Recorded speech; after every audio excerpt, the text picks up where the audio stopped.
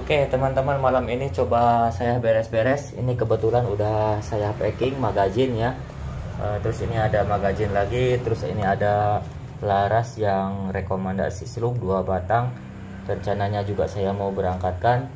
Untuk magazinnya yang kemarin saya review seperti ini ya. Magazin universal dari 88, baik itu dari segi pemakaian, terus ada part-part di dalamnya udah saya terangkan di video sebelumnya. Terus untuk permintaan laras lagi di sini ada beberapa laras belum saya packing. Ini ada sebagian yang packing, ini udah layak-layak ya. Kalau misalkan udah layak-layak ini saya tulis sesuai permintaan dari kawan-kawan kita ya. Nah di sini ada minion. Terus ini belum saya berangkatkan, lagi proses peredam. Untuk peredam bandit ini ya, soalnya tidak ada yang jual di pasaran, karena kalau misalkan ada pun itu nggak kuat. Makanya saya proses langsung ke tempat produksinya biar nanti tidak gampang jebol ya. Ini ABS-nya sangat kenceng banget. Terus di sini ada bengal yang kemarin saya review, bengal extra big NBL. Untuk larasnya ini udah saya pasangkan yang NBL ini ya, cuman belum saya serombong karena ini masih tes. Kalau misalkan udah layak baru kita serombong ya, biar nanti enggak bolak-balik dibongkar. Untuk The Mid Blacken ini saya menggunakan popor klasik sesuai permintaan yang kemarin ya dari kawan kita, kalau nggak salah orangnya orang Tasik. Terus untuk tabungnya menggunakan tabung yang 360 cc. Larasnya panjang 50 udah saya serombong. Ini udah hasil tes, cuman waktu pengetesan ini belum sempet saya videokan ya, karena ini buru-buru banget. Besok juga pagi saya berangkatkan. Dan The Mid Blacken ini tidak menggunakan regulator alias pakai Mickey Mouse ya, langsung katanya biar istilahnya perawatannya itu tidak double nggak ekstra. Kalau misalkan pakai regulator pasti memikirkan regulator error, di springnya nggak konsisten, terus teflonnya nggak bener, harus ya pokoknya perawatannya jadi double. Tapi kalau misalkan pakai Mickey Mouse non regulator, jadi perawatannya itu simple banget. Cuman kalau misalkan ada niatan merakit tidak pakai regulator alias pakai Mickey Mouse, nanti yang harus diperhatikan itu satu ya, itu teflonnya harus presisi banget.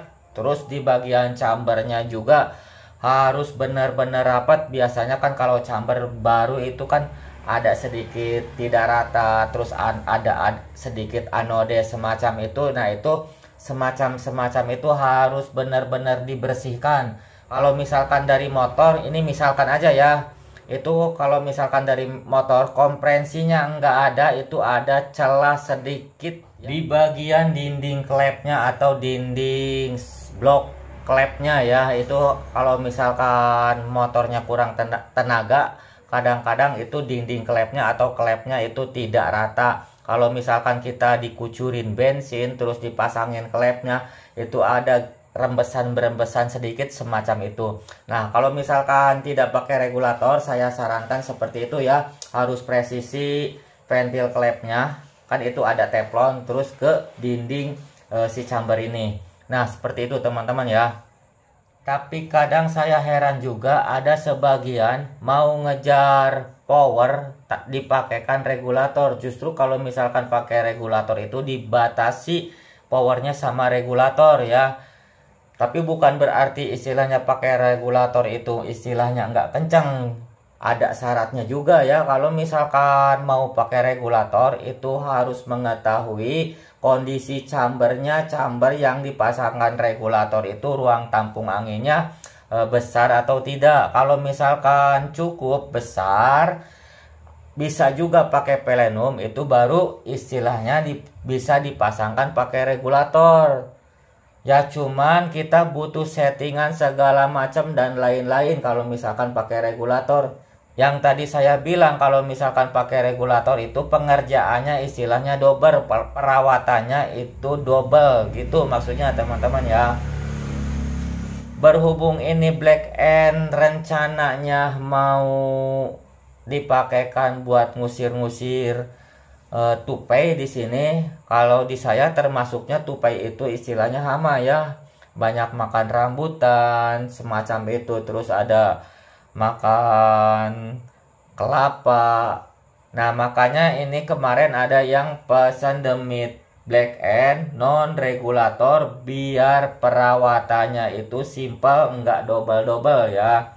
Cuman misalkan kalau misalkan ada niatan rakit non regulator alias istilahnya ini pakai Mickey Mouse, ada syaratnya juga ya. Yang tadi saya bilang palepnya itu harus benar-benar rata, terus dinding chambernya harus benar-benar rata juga, biar istilahnya konsisten, biar istilahnya stabil gitu ya. Justru kalau misalkan non regulator ini ya, ini pasti ya powernya kencang karena angin yang ada di tabung itu tidak dibatasi alias loss ya. Kalau misalkan non regulator di sana tidak ada tampungan angin khusus ya. Dari mulai tabung ke chamber itu semua tampungan angin ya. Tampungan angin. Beda lagi kalau misalkan ada niatan mau pakai regulator, itu kita harus mengenal chamber terlebih dahulu. Biasanya kan ada pertanyaan chambernya berapa cc. Nah semacam itu teman-teman ya. Cc itu ruang tampung angin itu ya sangat berpengaruh kalau misalkan kita mau pakai regulator. Beda dengan non regulator ya seperti ini. Antara chamber dan tabung itu semuanya keseluruhan ruang tampung angin. Tapi di sini kita kan ada perhitungan juga ya. Ini khusus yang, sekali lagi ini khusus yang rakit non regulator. Kalau misalkan ini saya bicara yang non regulator aja ya. Kalau rakit non regulator untuk setelan power ini nanti sangat berpengaruh ya. Karena ini kan tidak ada batas-batasan kalau tidak pakai regulator. Dari tabung ke chamber itu keseluruhannya ruang tampung angin. Nah, kalau misalkan udah jadi unit seperti ini, biar sangat konsisten ya. Ini ibaratkan udah jadi, kita udah rakit nih ceritanya, udah oke lah ya. Terus kita isi angin di 2800 atau 3000 lah misalkan ya. Nah, itu lebih baik ini ya. Kalau misalkan ada krono ya bagus. Kalau saya seperti itu ya. Udah rakit seperti ini, terus lalu saya isi angin entah 2800 atau 3000. Kalau lebih-lebih ya jangan lah ya. Ya paling patokannya, paling banter-banternya ya diisi angin 3000 atau 2800 cukup lah ya. Nah terus lalu kita tes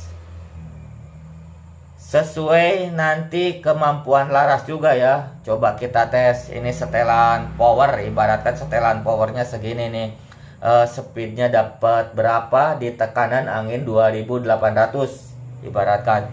Nah ibaratkan kalau misalkan kita shot, jangan tes akurasi dulu, kita shot aja dulu. Ada krono segala, ada krono ya, biar istilahnya biar tahu, biar real gitu. Nah kita shot, kita tembakin, itu nanti kenanya fps-nya berapa. Ibaratkan kalau misalkan 800 fps. Nah kita tinggal tambah lagi setelan powernya. Ditambah lagi ibaratkan 2 drat. Nah 2 drat kenanya 850, masih kurang ya. Kita patokannya diisi angin 2800 itu pengennya ibaratkan 950 atau 900 fps. Itu nanti tergantung kita dan tergantung kemampuan laras yang kita pakai. Nah kalau misalkan udah kena enaknya di 900 fps, misalkan ini enak nih 900 fps, terus kita coba lagi nih 950, apakah masih bagus akurasinya atau tidak ya. Ternyata ibaratkan 900 udah masih bagus-bagus aja nih, enak nih. Nah berarti yang kita ingatkan setelan powernya itu ya, karena ini kan nggak pakai regulator ya. Nah ini diingatkan, oh ini setelan power segini, sisa drat ibaratkan masih ada 8 drat. Ini ibaratkan ya, masih ada ibaratkan 8 drat. Nah, itu pasti nanti di tekanan 2300 atau 2400, ya patokannya 2500 ke bawah, itu pasti powernya tambah kencang. Kenapa? Karena beban angin yang ada di tabung itu semakin berkurang ya semakin kencang ya powernya. Nah, kalau misalkan ada perubahan power, kita krono lagi nih 2500, ada perubahan power enggak? Kalau berkurang ya tidak ya, pastinya ini naik nanti fps-nya, karena sisa angin di tabung itu semakin berkurang ya beban hammer untuk mukul valve ventilnya itu semakin berkurang teman-teman ya. Nah, kalau misalkan ada pergeseran fps itu yang kita setting 900 tiba-tiba naik 950,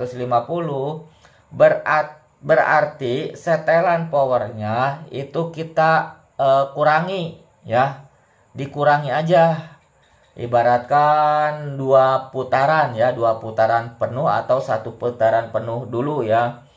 Atau 1 putaran setengah ya, nanti tinggal ingatkan aja itu setelan drat powernya nyisanya berapa gitu, masuknya berapa gitu ya. Nah kalau misalkan di tekanan 2400 ya PSI anginnya di tabung, apabila ada kenaikan itu tinggal dikurangi aja powernya. Itu yang harus kita perhatikan. Jadi benar-benar sangat berguna sekali untuk setelan power. Makanya di setiap chamber ada setelan power itu seperti itu ya. Kalau misalkan ada yang mau rakit-rakit non regulator ya biar nggak ribet. Kalau pakai regulator ada errornya lah, nggak konsisten lah, semacam itu. Kalau misalkan regulator error terus, mendingan menurut saya nggak usah pakai regulator sekalian, mendingan pakai Mickey Mouse ya. Terus kita lanjut ya. Biasanya kalau misalkan isi angin yang tadi saya bilang 2800, di 2500 itu pasti ada kenaikan fps. Nah dari situ nyampe 1800 itu pasti konsisten aja. Boleh dibilang itu angin yang paling enak-enaknya kalau kita short ya. Cuman ya itu dia, kalau misalkan isi angin penuh ya nanti tinggal diingetin lagi, oh fps-nya segini, setelan powernya segini. Nah kalau misalkan berkurang di anginnya masih ada 2500 ke bawah, berarti itu tinggal dikendorin lagi. Kalau kita isi tinggal dinaikin lagi. Nah seperti itu ya teman-teman. Justru menurut saya pribadi kalau misalkan non regulator ini ya menurut saya ya enak-enak aja kalau misalkan untuk sekelas berburu ya. Cuman yang tadi saya bilang harus istilahnya harus, kalau misalkan rakit pertama itu harus ada krono biar tahu. Kalau misalkan saya mau kira-kira aja ya itu terserah ya. Pasti kalau misalkan kita sering pegang unit nggak ada krono juga, itu nanti bisa terasa gitu impactnya seperti apa. Beda lagi justru yang pakai regulator ya. Saya kan di sini kan saya sering rakit-rakit pakai regulator. Kalau pakai regulator itu jadi kita tidak usah setel power ya. Setel power itu ya paling nanti dari pertama rakit-rakitnya aja, karena itu kan pakai regulator itu kan istilahnya dibatasi, tergantung kita, kemauan kita, outputnya mau dikasih berapa itu terserah kita ya. Kalau misalkan outputnya ibaratkan dikasih 1800, angin 3000 juga nggak masalah ya. Itu pasti konsisten terus, nggak memikirkan setelan power, paling ya settingan pertama aja gitu ya. Nah cuman kalau misalkan pakai regulator itu nggak enaknya di bawah output. Coba ya perhatikan, hajar terus. Kalau misalkan kita kalau misalkan unit kita di bawah output, coba aja ya kalau misalkan nggak percaya. Apalagi di bawah 1500 outputnya kita kan di setting 1900 atau 2000 ibaratkan ya. Terus tiba-tiba di bawah regulator itu nanti agak sedikit ngacak teman-teman ya, agak sedikit pergeseran. Apalagi kalau misalkan anginnya di bawah 1500, itu akurasinya pasti kemana-mana walaupun larasnya bagus. Oke, seperti itu teman-teman, video ini untuk gambaran aja ya, bagi teman-teman yang mau belajar-belajar daripada bingung-bingung pakai regulator, lebih baik menurut saya pakai non regulator aja. Kalau misalkan non regulator menurut saya ya, ini khusus produk 88, mungkin ada sebagian produk lain-lain juga. Menurut saya mendingan pakai Mickey Mouse atau pakai adapter. Kebetulan kalau dari 88 ada Mickey Mouse seperti ini ya. Ini Mickey Mouse. Nanti ini posisinya juga enak-enak mau digeser kemana-mana. Ini kalau masang Mickey Mouse seperti ini teman-teman ya. Pertama masukin ya ini ke chamber. Ini kan PNP-nya masuk ke chamber. PNP regulator Taiwan paintball ya. Ini semacam ini. Nah, dimasukin dulu ya, masukin dulu ke chamber ini sekencang-kencangnya, tapi yang jangan kencang-kencang banget ya. Kalau misalkan ngencangin pakai hati ya, biar istilahnya terasa gitu padatnya. Nah, seperti ini pakai Mickey Mouse ya, nanti dikencangin ya ke chamber ini, seperti ini ngencanginnya nih. Kencangin dulu ke chamber sekuat-kuatnya pakai tangan. Jangan pakai kunci ya, nanti kalau misalkan pakai kunci kekencangan. Ya pokoknya sekuat-kuatnya. Nah, kalau misalkan seperti ini udah kencang ke chamber ibaratkan ya. Nah, di sini ini anggap aja chamber. Nah, ini.